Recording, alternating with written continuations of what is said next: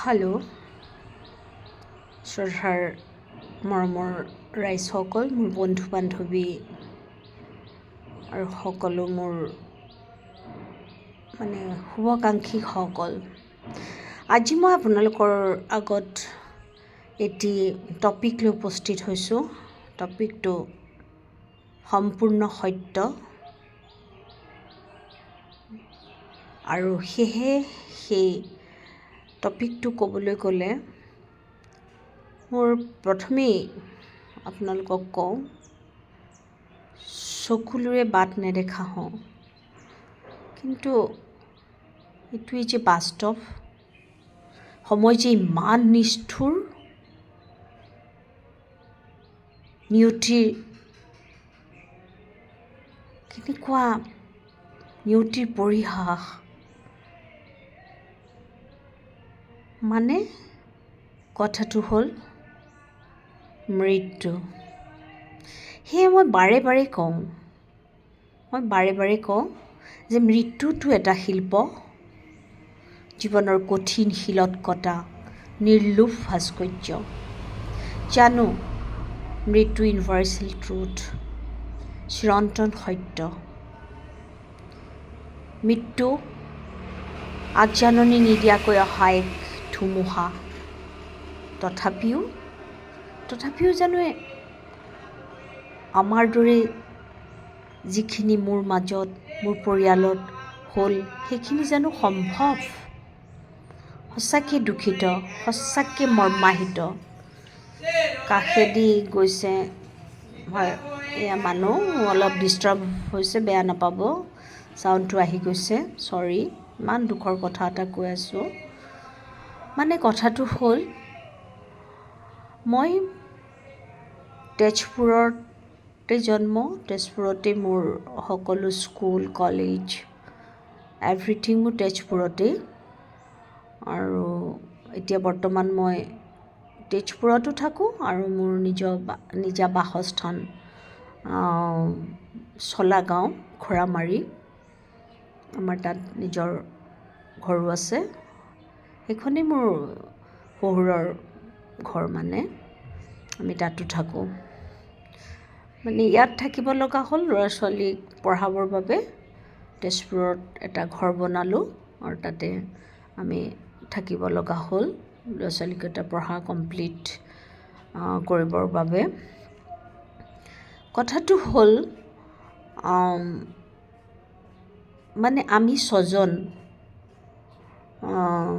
মোৰ দুগৰাকী বাইদেউ আছিল আৰু 3জন দাদা আছিল। মই আছিলোঁ সকলোতকৈ সৰু। এতিয়া কথা হ'ল, আৰু মোৰ দেউতা মা। প্ৰথম কথা হ'ল, মোৰ দেউতা 50 বছৰত এই পৃথিৱীৰ পৰা গুচি গ'ল, আমাক সকলোকে কন্দুৱাই। এটা কথা কিন্তু মই আগতে সদায় কৈছিলোঁ, তেতিয়া হয়তো মই ইমান বুজিও পোৱা নাছিলোঁ, কিন্তু মোৰ মানে দেউতা, মই বাবা বুলি মাতিছিলোঁ, মই বাবাক বহুত ভাল পাইছিলোঁ আৰু মই মাতকৈও বাবাক বেছি ভাল পাইছিলোঁ, বেছি মৰম কৰিছিলোঁ। আৰু মই তেতিয়া কওঁ সৰুতে, বাবা মৰি গ'লে মই কেনেকৈ থাকিম বাৰু, মই হয়তো নোৱাৰিম বাবা মৰি গ'লে। ঠিক তেনেকৈ বাবা ঢুকোৱাৰ আগতেই মই বিবাহপাশত আবদ্ধ হৈছিলোঁ। তেতিয়ালৈকে মোৰ 2টি সন্তান হ'ল। মোৰ যেতিয়া দ্বিতীয় সন্তান, তাই মাত্ৰ 7 months আছিল, 7 মাহ। সেইটো সময়তে এটা নিষ্ঠুৰ বাতৰি আহিলে মোৰ কাৰণে, অতি অসহায়। সেইটো হ'ল, মোৰ বাবা এই পৃথিৱীত নাই আৰু। আমাৰ ঘৰৰ পৰা, মানে মোৰ মাৰ ঘৰৰ পৰা মোৰ এইখন ঘৰ বেছি দূৰত্বত নহয়, 15 মিনিট ধৰক, আমি খোজকাঢ়িয়ে যাওঁ, খোজকাঢ়ি যাব পাৰোঁ। আৰু বাতৰিটো শুনাৰ লগে লগে, বাবাৰ কথাটো শুনাৰ লগে লগে মই মোৰ 2 নম্বৰ বেবীটোক মানে ভাত খুৱাই আছিলোঁ। তেতিয়া মই তেওঁক মোৰ মিষ্টাৰক ক'লোঁ, মোৰ স্বামীক ক'লোঁ যে আপুনি ৰাখক, মই লৰালৰিকৈ একদম দৌৰি দৌৰি মানে যেনেকৈ আছিলোঁ দৌৰি দৌৰি গৈছোঁ বাবাৰ তেতিয়া মানে শটো মানে মৃত পাৰ্থিৱ শৰীৰটো বাহিৰত অলৰেডি উলিয়াইছে, তুলসী গছৰ ওচৰত বাবাক থৈ দিছে। মই একদম হুৰা হুৰাকৈ কান্দিছোঁ, ইমান চিঞৰি চিঞৰি কান্দিছোঁ মই নিজেই ভাবিব পৰা নাই। মই তেতিয়া যিজন দেউতাক কৈছিলোঁ বাবা নহ'লে মই থাকিব নোৱাৰিম এই পৃথিৱীত, কিন্তু সেই সময়ত কি হ'ল, মোৰ সন্তানবোৰ আহি গ'ল ন, মই এখন বিবাহপাশত গুচি গ'লোঁ। গতিকে মই মানে সেইবোৰ সকলোবোৰ সহ্য কৰিবলগীয়া হ'ল। তেতিয়া মই কি কৰিলোঁ, মোৰ ইমান আকুলতাৰে মোৰ বাবাৰ শৰীৰটো মই মাহ হালধি মানে সুন্দৰ তেল সকলো দি দেউতাৰ গাটো, মোৰ বাবাৰ গাটো ধুৱাই দিলোঁ, মানে পৰিষ্কাৰ পানী দি। সেইখিনিতে মোৰ এনেকুৱা লাগিছে মই দেউতাক যেন মোৰ সৰ্বস্ব দি মৰম কৰিছোঁ, আৰু মোৰ বহুত ভাল লাগিছে। তেখেতৰ চৰণ যুগল ধুৱাই দিলোঁ। তাৰপিছত দেউতা গুচি গ'ল, ভাবিলোঁ মা আছে। তাৰপিছত মা কিন্তু আমাৰ বহুত মানে ষ্ট্ৰং আছিল। মা থাকিলে, মা 82 years জীয়াই থাকিলে, কিন্তু বাবাৰ পিছতে মা নাই ঢুকোৱা। বাবাৰ পিছত আপুনি আচৰিত হ'ব ভাবিলে, মোৰ মাজু দাদা, মাত্ৰ মাজু দাদাৰ বয়স তেতিয়া 34 years মান হৈছে, 30 to 34 years। তেনেকৈ মাজু দাদা হঠাতে ষ্ট্ৰ'ক হ'ল তেখেতৰ, সি ঢুকাই থাকিল। সেই পৃথিৱীত তাৰ এটি সন্তান, মাত্ৰ সন্তানটোৰ তেতিয়া বয়স আছিল 3 বছৰ, আৰু মোৰ বৌ। দাদা গুচি গ'ল। সেই দাদাই মোক সাংঘাতিক অভূতপূৰ্ব মোক মৰম দিছিল। মই যদি কেতিয়াবা দুখৰে থাকোঁ, মোক দাদাই সুধিছিল, তই আজি কিয় মনটো মাৰি আছ, তই কিবা কষ্ট পাই আছ, দুখ নকৰিবি, এনেকৈ নাথাকিবি মন মাৰি, মোৰ বেয়া লাগে। খুব মৰম কৰিছিল মানে মোৰ দাদাই। সেয়া আছিল মোৰ মাজু দাদা।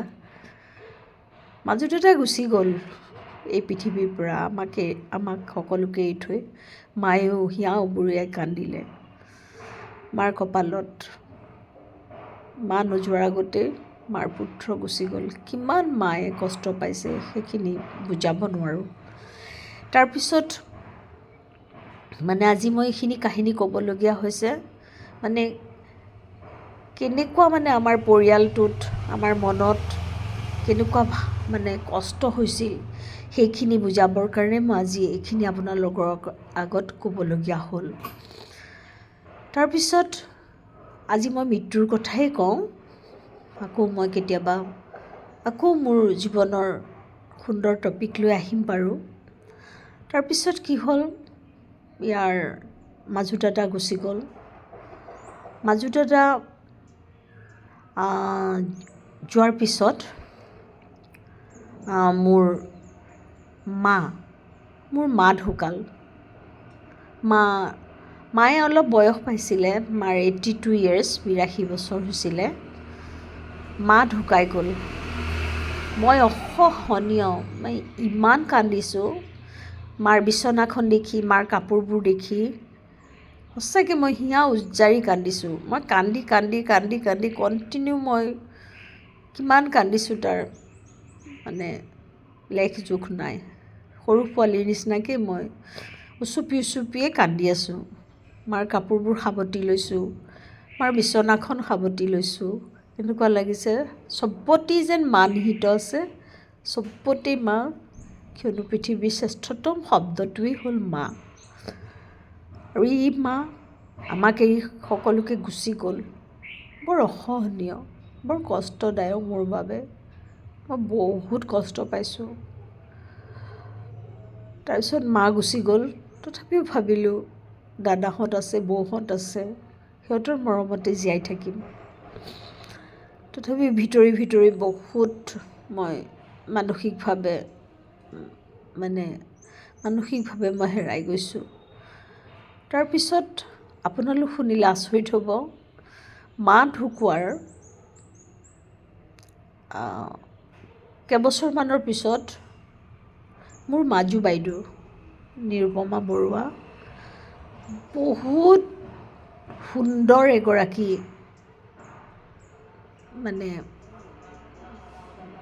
মানুহ আছিল।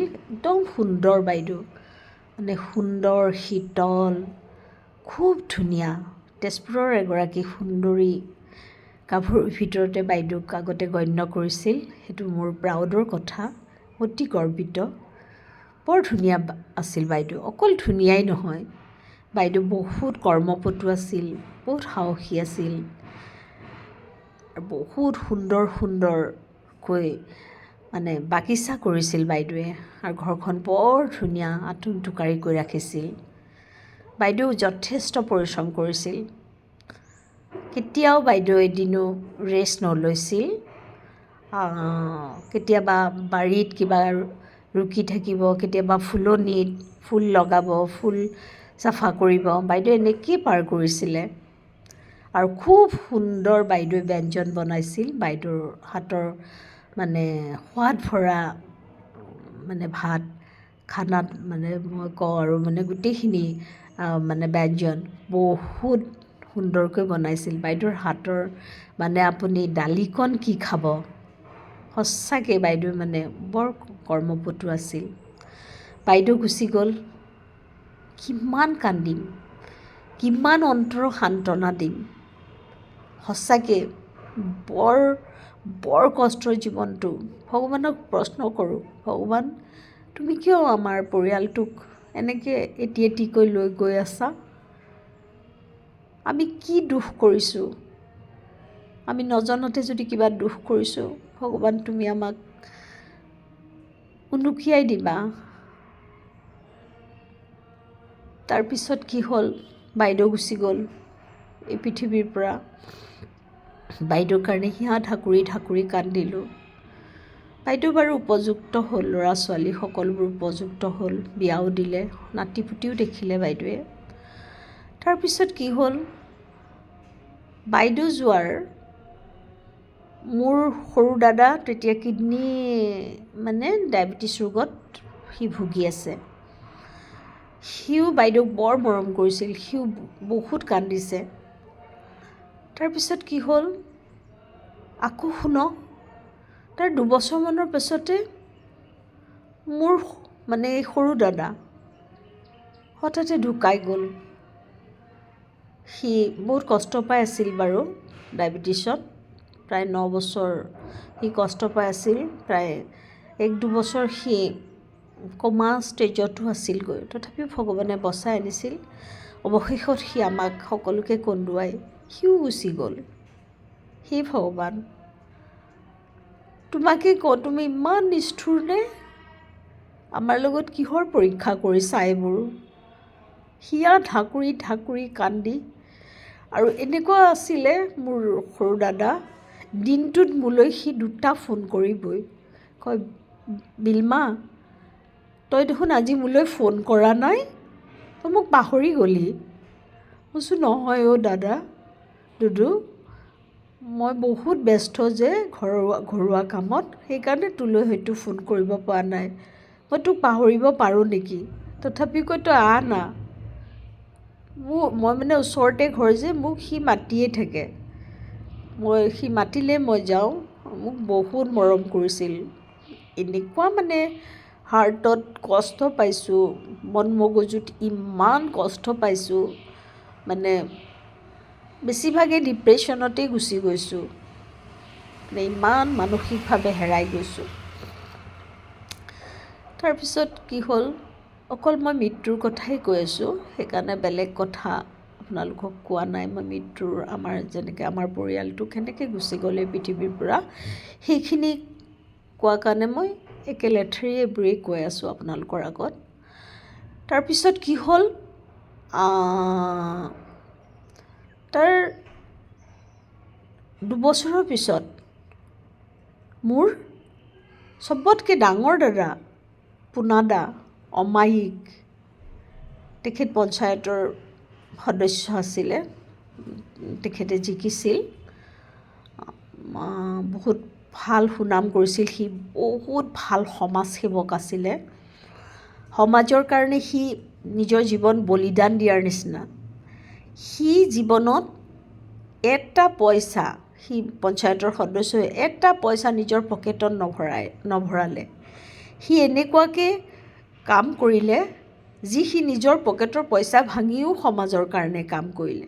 আৰু চবতকৈ এটি ডাঙৰ কথা হ'ল, শুনক, মোৰ দাদাই আমাৰ মানে ধৰক গাঁৱৰ যিমানবোৰ মৃত শৰীৰ মোৰ দাদাই সদায় কান্ধত লৈ জ্বলাবলৈ প্ৰস্তুত হয়, আৰু সিয়ে লৈ যায় শ্মশানলৈ।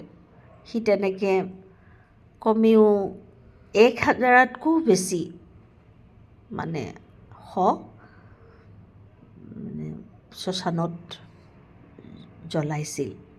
কিমান ডাঙৰ কাম সি কৰিছিল। ভগৱানে তথাপিও তাক চকু মেলি নাচালে, তথাপিও সমাজৰ মানুহক অত্যন্ত মৰম কৰিছিল। প্ৰত্যেকৰ কিবা কাম কাজ পাতিলে সি সদায় আগুৱাই গৈছিল। সিয়ে লাগিলে ভাত বনাই দিব, সিয়ে লাগিলে পৰিচৰ্যা কৰিব। সেয়া দাদাকো ভগৱানে লৈ গ'ল আমাৰ মাজৰ পৰা। বহুত দুখ লাগিছিল। সেই দাদাৰ সময়ত এটা ডাঙৰ ঘটনা হৈছিল। তেতিয়া আছিল কৰোণা সময়। কৰোণাত দাদা ঢুকোৱা নাই। সেই কৰোণা সময়ত দাদাৰ যেতিয়া মানে শটো আনিছে, মোৰ গাটো খুব জ্বৰ, আৰু মোৰ স্বামীও বিচনাত পৰি কেঁকাই আছে জ্বৰত, তীব্ৰ জ্বৰ। তেখেত ঘৰত কোনো নাছিল, তেখেতক মই তেনেকৈ এৰি থৈ মই দাদাৰ শটোৰ ওচৰলৈ গৈছিলোঁ, পাৰ্থিৱ শৰীৰৰ ওচৰলৈ গৈছিলোঁ, তাক প্ৰণাম কৰিবলৈ, শেষবাৰৰ বাবে তাক মৰম কৰিবলৈ আকুলতাৰে গৈছিলোঁ। কিন্তু মোৰ গাত বহুত জ্বৰ আছিল। তাৰপিছত 3 দিনৰ দিনা, তিলানীৰ দিনা, সেইদিনাও মই এটেণ্ড হৈছোঁ, তথাপিও মোৰ গাত জ্বৰ। 3 দিনৰ পিছদিনা আমি গৈ চেক আপ কৰিলোঁ, মোৰ স্বামী আৰু মই। আমাৰ কৰোণা হ'ল, মানে কৰোণা ধৰা পৰিছে। তেতিয়াতে আমাক হস্পিটাল লৈ গ'ল। আমি গুৱাহাটী গেট হস্পিটালত 2জন এডমিট থাকিলোঁ। মানে মোৰ দাদাৰ কোনো মই শ্ৰাদ্ধ মই উপভোগ কৰিব নোৱাৰিলোঁ, মই মানে নাপালোঁ। বৰ কষ্টত অসহায়ভাৱে হস্পিটালত থাকিলোঁ, চকুৰ পানী টুকি টুকি। তাক মই একোৱেই কৰিব নোৱাৰিলোঁ, মাত্ৰ তিলানীটো মই তাৰ কৰিব পাৰিলোঁ। সেইটোৱে মোৰ মনৰ পৰা শান্তি পালোঁ। বহুত মানে দুখ লাগিল। মানে আমাৰো নিজৰ কষ্ট হৈ আছে। কৰোণাত আমি চিঞৰি আছোঁ জ্বৰত। তেখেতৰ বহুতেই বেছি হৈছিল, মোৰ স্বামী দেৱতাৰ। আৰু ময়ো তেখেতকেই পৰিচৰ্যা কৰি থাকিলোঁ, মই নিজে কৰোণা ৰোগী হৈও। আৰু তাৰপিছত কি হ'ল, দাদা ঢুকাই গ'ল। দাদা ঢুকোৱাৰ পিছত মোৰ চবতকৈ ডাঙৰ বাইদেৱে সদায়ে কয়, মোৰ আগতে মোৰ বাই ভনী দেউতা মা সকলো গুচি গ'ল, হে ভগৱান মোক কিয় জীয়াই ৰাখিছা। বাইদেৱে সদায়ে কয়। আৰু বাইদেৱে যেতিয়া মোৰ কথা বেমাৰ বুলি শুনে, বাইদেৱে কান্দি পেলায়। মোক কয়, বিলমা তই ইমান কম বয়সৰ পৰাই ইমান অসুখীয়া হ'লি, মোৰতো লৈ বহুত দুখ লাগে। কিন্তু নিজেও বাইদেউ মানে ছুগাৰজনিত বেমাৰত বাইদেউ দুখ খাই আছে। বাইদেউৰো বহুতকেইটা অপাৰেশ্যন হৈছে, হাৰ্ট প্ৰব্লেম হৈছে। তথাপিও বাইদেৱে আমাক ইমানেই বেছি মৰম কৰিছিল, মানে বাইদেৱে আমাৰ মাৰ যে নাই এই পৃথিৱীত, বাইদেৱে আমাক অনুভৱ কৰিব দিয়া নাছিল। বাইদেৱে য'তেই যি ছিজনত যি বস্তু ওলায় সেইবোৰ চব আমাৰ কাৰণে বাইদেৱে সদায় কঢ়িয়াই আনে।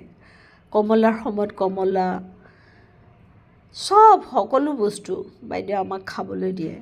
আৰু বাইদেৱে আমাক ইমানেই মৰম কৰিছিল, বাইদেউৰ ঘৰত প্ৰায়ে নিমন্ত্ৰণ কৰি আমাক সদায় সুস্বাদু ব্যঞ্জন বাইদেৱে খুৱাইছিলে। যি ভাল বস্তু আছে সকলো বনাই বাইদেৱে আমাক খুৱাইছে। বাইদেৱে বহুত ধুনীয়া ৰান্ধিছিল, বহুত কৰ্মপটু আছিল মানে। আৰু বাইদেউ ইমানেই ভাল আছিল এগৰাকী, বাইদেউক মই সঁচাকৈ ভগৱানৰ লগতেই তুলনা কৰোঁ। বাইদেউ মানে ভগৱানৰ এটি ৰূপেই আছিল, আমাক ইমান মৰম কৰিছিল। এদিন হঠাতে বাইদেউক ICUত থ'লে, তাৰপিছত ICUত কেইদিনমান থাকিলে। থকাৰ পিছত বাইদেৱে মানে ICUতে চবকেই দেখিছে, মানে চব যেন আমি বাইদেউৰ ওচৰত আছোঁ, আমি বাইদেউৰ ওচৰত শুই আছোঁ, আমি বাইদেউক মাতি আছোঁ। ইমান মৰম কৰিছিল মানে আমাৰ লগত, মানে বাইদেউৰ ইমান মানে অন্তৰংগ মৰম আছিল। তাৰপিছতে বাইদেউক ঘৰলৈ লৈ অনা হ'ল। তাৰপিছত সেইদিনাখন মই বাইদেউক কিন্তু গুৱাহাটীত চাবগৈ নোৱাৰিলোঁ। সেইটো মোৰ বহুত দুখ থাকি গ'ল, ঘৰৰ পৰা যাব নোৱাৰিলোঁ কামৰ কাৰণে। কিন্তু বাইদেউ যেতিয়া আহিল ঘৰলৈ, মই তেতিয়া একদম লৰি গৈছোঁ। বাইদেউক যিমান পাৰোঁ সেইদিনাখন বাইদেউক মই মৰম কৰিছোঁ। বাইদেউটোক মই শেষ পৰিচৰ্যা কৰিম, কাৰণ তই আমাক বহুত মৰম দিছিলি। তাৰপিছত বাইদেউ সেহাই মাতিছিল, আহিছ তই, চাহ খাবি দেই, চাহ খাবি। বাইদেউ সদায় মানে যিমান বেমাৰত হওক, যিমানেই হওক, নিজে গৈ চাহ লুচি বাইদেউ যিমান পাৰে আমাক খুৱাব চেষ্টা কৰিছিল। তাৰপিছত বাইদেৱে ক'লে চাহ তাহ খাই যাবি। মই বাইদেউৰ ওচৰতেই বহি থাকিলোঁ। বাইদেউক কমলা খুৱাইছোঁ, বাইদেউক পানী খুৱাইছোঁ, বাইদেউক চাহ খুৱাইছোঁ, বিস্কুট খুৱাইছোঁ, অকণকৈ হ'লেও। মোৰ মৰমতে বাইদেৱে কিন্তু খাইছে। আৰু চবতকৈ ডাঙৰ কথা এটা, মোৰ বাইদেৱে সেইটো সময়ত কৈছে, বিলমা মোৰ মানে পেচাব কৰিব লাগিছে, বাইদেউৰ মানে প্ৰস্ৰাৱ কৰিব লাগিছে। তাৰপিছত বাইদেউক মই কৈছোঁ ঠিক আছে, একো নহয়, মই পেচাব কৰাই দিম তোক। বাইদেউ নোৱাৰি উঠিব, বাইদেউক জোৰ কৰি উঠাই বাইদেউক পেচাব কৰালোঁ। সেইটো সময়তে বাইদেৱে পেচাব কৰোঁতে বাইদেৱে পায়খানা কৰি দিলে। এতিয়া বাইদেৱে চিঞৰি কৈছে, মই পায়খানাও কৰি দিলোঁ দেখোন। মই কৈছোঁ একো নহয় বাইদেউ, মই আছোঁ নহয়, হয়তো ভগৱানে মোক বাইদেউক সেইকণ শুশ্ৰূষা কৰিব দিলে। মই বাইদেউক চব চাফ চিকুণ কৰি তাৰপিছত দিলোঁ, বাইদেউক শুৱাই দিলোঁ। বাইদেউ টোপনি আহিল। ঠিক সেই সময়তে মোৰ স্বামীও পালেগৈ। তেখেতকো বহুত আশীৰ্বাদ দিলে বাইদেৱে। বাইদেউক এৰি গুচি আহিলোঁ। পিছদিনা কৈছে বাইদেউ এই পৃথিৱীত নাই। ভাবক কিমান আৰু দুখ সহ্য কৰিম। বাইদেউৰ বয়স আছিল তেতিয়া 78 years, 78 years নে 74 years এনেকুৱা বাইদেউৰ বয়স আছিলে। ইমানো বয়স হোৱা নাছিল। চবতকৈ মোৰ মাজু দাদা বেছি সোনকালে গুচি গৈছিলে পৃথিৱীৰ পৰা। তাৰপিছত বাইদেউ গুচি গ'ল। বাইদেউ যোৱাত ইমান কান্দিছোঁ।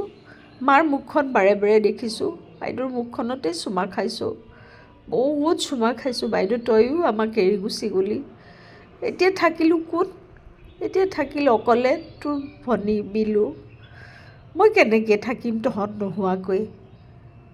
আৰু মোৰ থাকিবলৈ মানে বহুত কষ্ট হৈছিল। মই প্ৰায় ডিপ্ৰেশ্যনতেই গুচি যোৱাৰ নিচিনা। কি কৰোঁ কি নকৰোঁ মই নিজেই গম নাপাওঁ। খোৱা বোৱাও মোৰ টাইম টেবুল নোহোৱা মানে হৈ গ'ল। বাইদেউ গুচি গ'ল। তেতিয়াহ'লে এতিয়া মানে মই থাকিলোঁ অকল মই। কেতিয়াবা মোৰ এনেকুৱা লাগে, বাইদেউ, দাদা, মা, দুদু আমাৰ, সিহঁতক মই মাতোঁ, ময়ো যামগৈ দে তহঁতৰ ওচৰলৈ, তহঁত য'ত আছ ময়ো তাতেই থাকিমগৈ, আমি চবকেইটা একেলগে থাকিম। তেতিয়া হয়তো মোৰ আত্মাই শান্তি পাব আৰু আমি সকলো মিলিজুলি থাকিম। আৰু কেতিয়াবা ময়ো বহুত ডিপ্ৰেশ্যনত গুচি যাওঁ। গতিকে চাওক, ইমান দুখ ভৰা এটি কাহিনী, কৈও শেষ নহয়। চকুৰ পানীৰে মই যেতিয়া এয়া কৈ আছোঁ আপোনালোকৰ আগত, মোৰ চকুৰ পানীৰে নধৰা হৈ গৈছে। তথাপিও মোৰ মনত এইখিনি গুজৰি গুমৰি থোৱাতকৈ আপোনালোকৰ আগত প্ৰকাশ কৰি মই আজি সঁচাই মানে ভাল লাগিছে মোৰ, যেন মোৰ আত্মাই শান্তি পাইছে। আৰু আপোনালোকে আশীৰ্বাদ কৰক, মই যিকেইটা দিন জীয়াই থাকোঁ ভালদৰে যেন জীয়াই থাকোঁ। আৰু মোৰ নিজৰো পৰিয়াল আছে, যেন পৰিয়ালটো মোৰ স্বামী দেৱতা, মোৰ ল'ৰা ছোৱালীক সকলোকে শুশ্ৰূষা কৰিব পাৰোঁ, মৰম দিব পাৰোঁ সিহঁতক একোটা একোটা। সিহঁত সকলোবোৰ এষ্টাব্লিছড প্লেটফৰ্ম, ভাল প্লেটফৰ্মতে আছে তেওঁলোক, বহুত চব এষ্টাব্লিছ। যাতে ভগৱানে সিহঁতক দীৰ্ঘায়ু কৰক, আমাক কৰা যাতে এইবোৰ কেতিয়াও নহয় সিহঁতৰ লগত। ইয়াকে কৈ বহুত দুখৰে আপোনালোকৰ পৰা বিদায় মাগিছোঁ। আকৌ আহি থাকিম, বেয়া নাপাব, আজিলৈ বিদায়।